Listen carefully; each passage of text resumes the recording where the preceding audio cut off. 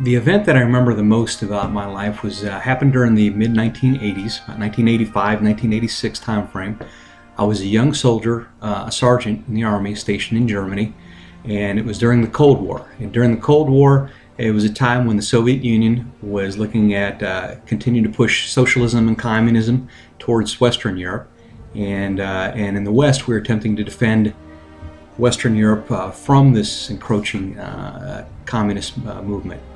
Like I said, I was a young sergeant at the time, and an alert had gone up. There was some sort of political tension at a much higher level. I didn't know what it was all about.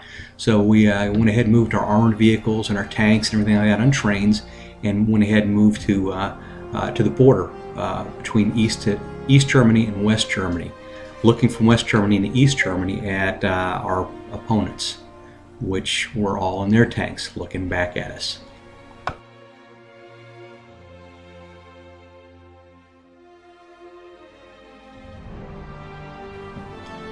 The thing that I remember the most about this event was my expectation, what I heard about the border and everything when I rolled up there, was that it would be this great fortification. We'd be looking over walls and barbed wire fences, machine guns, and all this other stuff, and that they'd have their tanks parked behind it. But when I got there, I saw something different. I saw all the fences and all the fortifications and all the guard towers were really pointed inward. The East Germans had it pointed inwards towards the east, and I suddenly realized that it was designed to keep people in, not to keep us out. We were looking at a giant prison camp.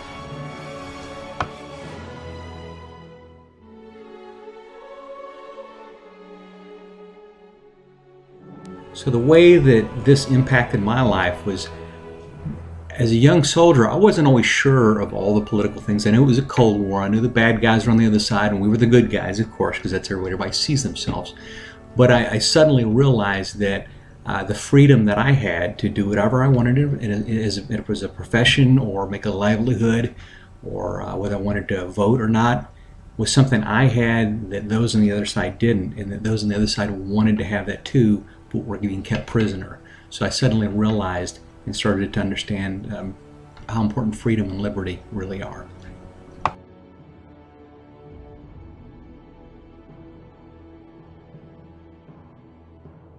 So from that moment on, the way that this kind of shaped my life was I started to look at why people were fighting, what, the difference between what governments were saying and what the actual people were saying.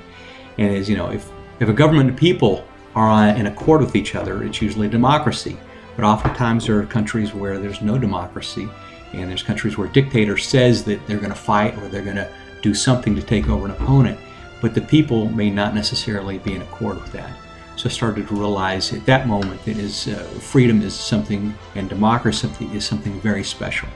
And it started to shape my life about how I look at the rest of the world.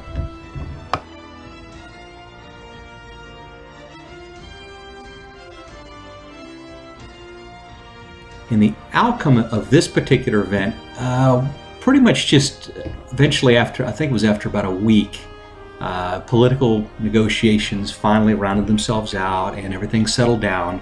Everybody removed their forces from the border except for the ones that are normally stationed there.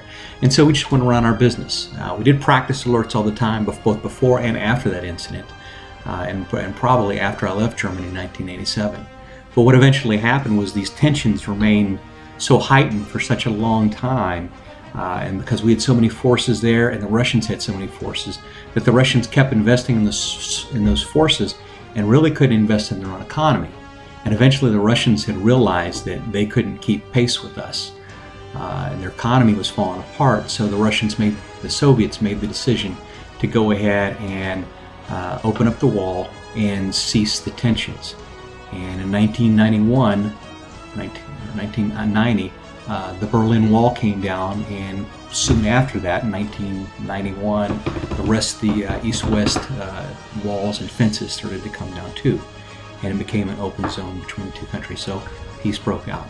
It took 40 years to get there.